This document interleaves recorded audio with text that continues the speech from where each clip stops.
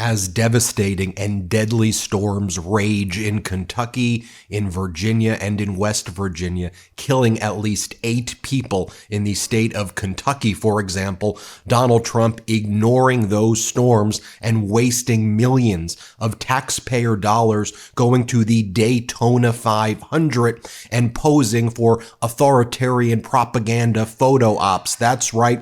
Donald Trump spent millions of dollars in taxpayer money today, first doing flyovers with Air Force One over the Daytona 500. Then Donald Trump went in the presidential limousine with the entourage of other vehicles and then started circling around the track over and over again. And then he was posting this all throughout social media, this as there was major devastation, death and destruction in a lot of red states as well, like West Virginia and Kentucky. Also, Virginia has a Republican governor. This also comes at a time where Donald Trump says he wants to absolutely abolish FEMA and just let states handle their own emergency relief. We haven't heard anything from Donald Trump about these devastating and deadly storms, but we do know, for example, that Donald Trump recently rejected and denied FEMA funding requests for Georgia for debris removal that former President Biden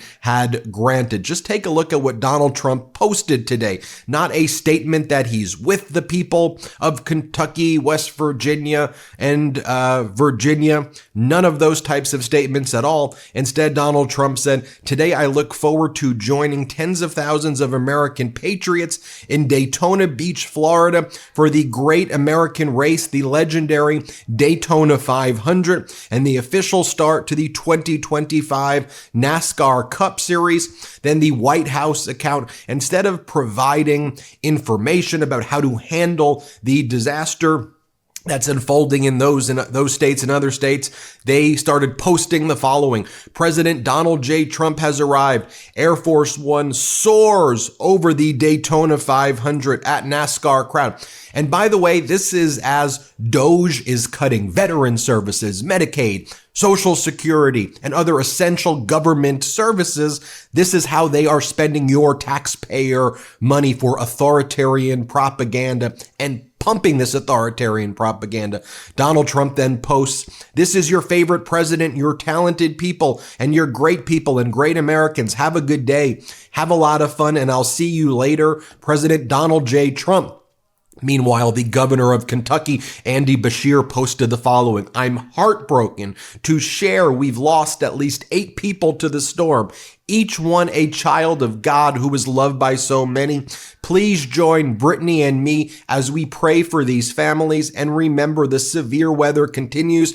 Let's do everything we can to protect our people." And before that, while Donald Trump's been posting and bragging about going to the Daytona 500, Governor Andy Beshear wrote, "I've written to POTUS requesting an emergency disaster declaration for Kentucky due to the severe weather and impact across our state.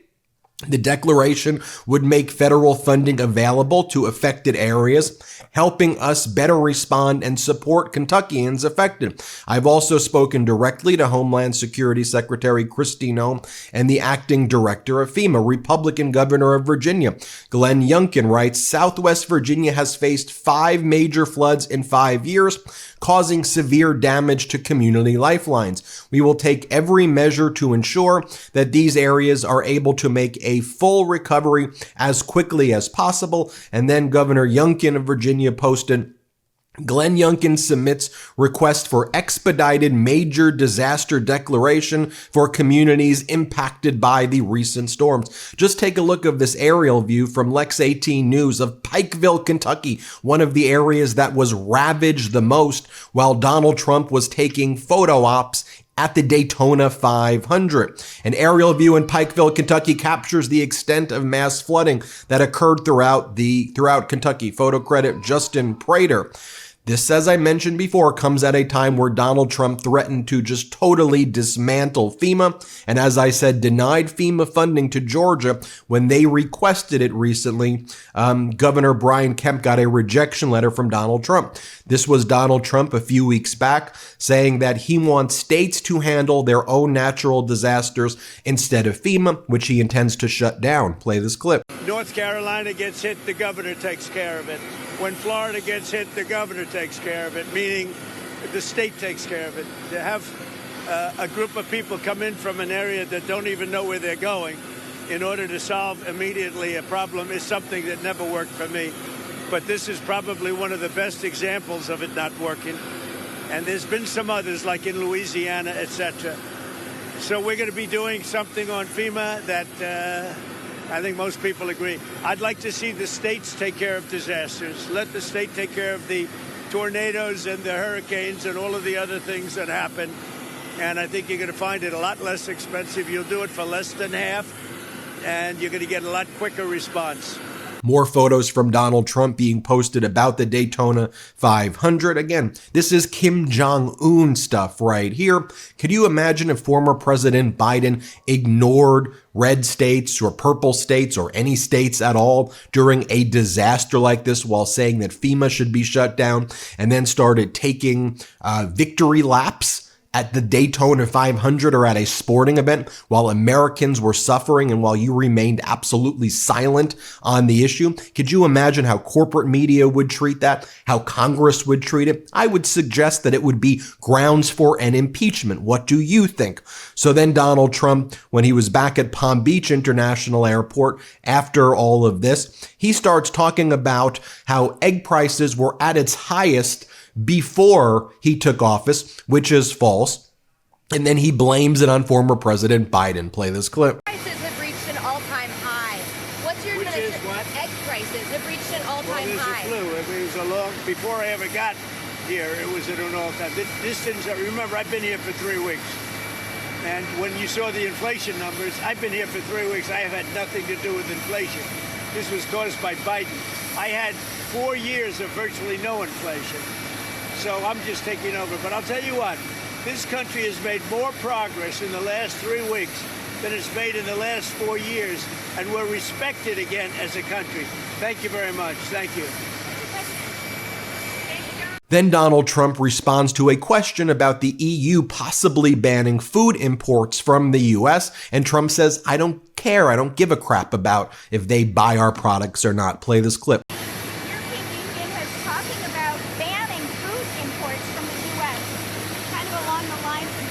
Why is that? Why? Reciprocal tariffs. They don't like the That's all right. I don't mind. Let them do it.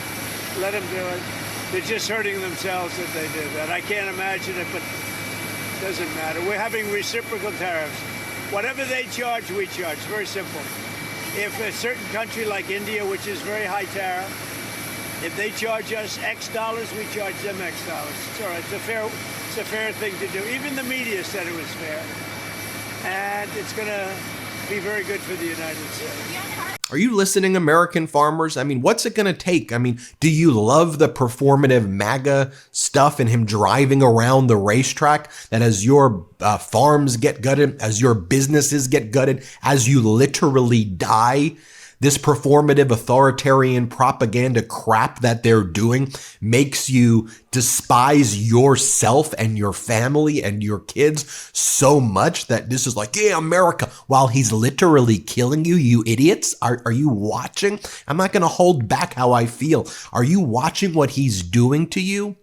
Anyway, here he is right here when he was asked, well, you said that if Hamas didn't return all of the hostages, hell would break loose. You gave that threat, and they didn't release all of the hostages. They released 3 like they were supposed to based on the deal that former President Biden negotiated. Here's Trump's response. Let's play it. They're beginning phase 2 of the ceasefire deal between Israel and Hamas. What's going on there? Have you been briefed on the latest related to that? Well, I told you I have been briefed. I told Bibi, you do whatever you want because, you know, my statement was they got to come back. Now, the reason I made that statement because they said they weren't going to deliver, they were not going to deliver the people that they said they were going to deliver, that they agreed to deliver. And they did agree to do that, but they broke that agreement. When I made the statement, they delivered everybody plus an American. Now, the good news is they look like they're in pretty good shape, because the people from the week before didn't look like they were in good shape. They looked like Holocaust survivors, frankly. Horrible. Whatever happened to them was horrible. But that'll be up to Israel what the next step is, in consultation with me. And what else was Donald Trump doing? Instead of dealing with the disaster that's taking place in Kentucky, Virginia, and West Virginia right now, he's posting this.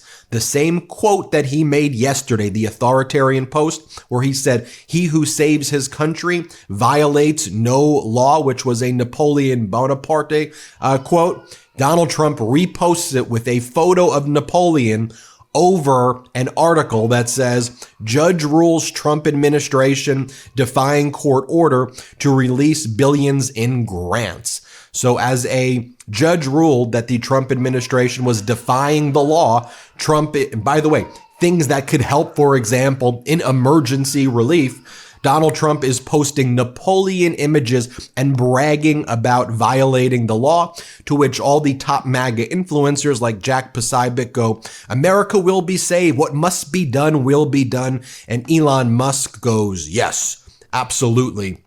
Meanwhile, you have Donald Trump taking credit for the national anthem applause. Crowd roars as Donald Trump salutes the American flag during the national anthem. And again, Doge is cutting things that you need in your life, cutting emergency relief while spending money on these propaganda photo ops that would make Kim Jong-un blush.